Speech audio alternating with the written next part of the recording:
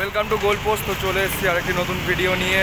তো আমরা এখন রয়েছি ভিভান্তা হোটেলের সামনে। তো এইখানে আজকে প্রেস কনফারেন্স হবে ইন্ডিয়া এবং বাংলাদেশ। প্রেস কনফারেন্সে থাকবে ম্যানুয়েল মার্কুয়েজ কোচ, সাথে প্লেয়ারটার আমার নাম খেয়াল নেই কে থাকবে আজকে, আর বাংলাদেশের হয়েও প্লেয়ারটার নাম মনে নেই, কোচ তো অবভিয়াসলি থাকবে।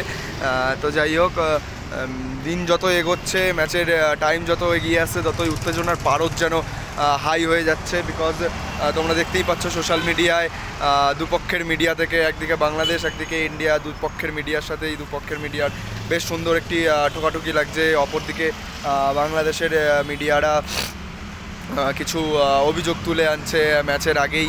তো এই দুই দলের ফলে দুই দলের মানে এই ধরনের ঠোকাঠুকি লাগা বা বাদানুবাদ মিন্স কন্টেন্টের মাধ্যমেই বা ভিডিওর মাধ্যমেই বা সংবাদ মাধ্যমে যেভাবেই হোক, এই সমস্ত কারণের জন্য যত ম্যাচ এগিয়ে আসছে তত ম্যাচের মধ্যে এবং ম্যাচটাকে ঘিরে ততই উত্তেজনা আরও বেশি করে বাড়ছে।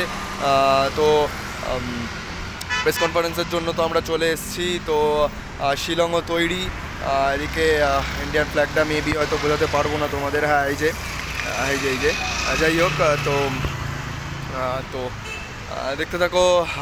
যত দিন এগিয়ে যায় তত ম্যাচটাকে ঘিরে আরও উত্তেজনা বাড়বে, এটুখানি আমি আশা রাখি। বিকজ দুদিন আগে থেকেই যেরকম টাইপের বাংলাদেশি সংবাদ মাধ্যমের থেকে কিছু কথাবার্তা, কিছু অভিযোগ, বিশেষ করে ভারতীয় ফুটবল দল ফেডারেশনের বিরুদ্ধে বা তোমার অর্গানাইজার্সদের বিরুদ্ধে যেরকম ধরনের অভিযোগ তুলে আনছেন তারা, তা কতটা যুক্তিযুক্তপূর্ণ সেটাও দেখার।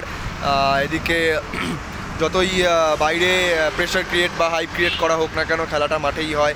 তো দেখা যাক, একদিকে হামজা চৌধুরী, একদিকে সুনীল ছেত্রী, একদিকে তপু বর্মন, একদিকে আপুইয়া। তো খেলাটা তো বস খুবই প্রেশার ক্রিয়েট করছে প্লেয়ারদের মধ্যেও, সেটাও বোঝাই যায়।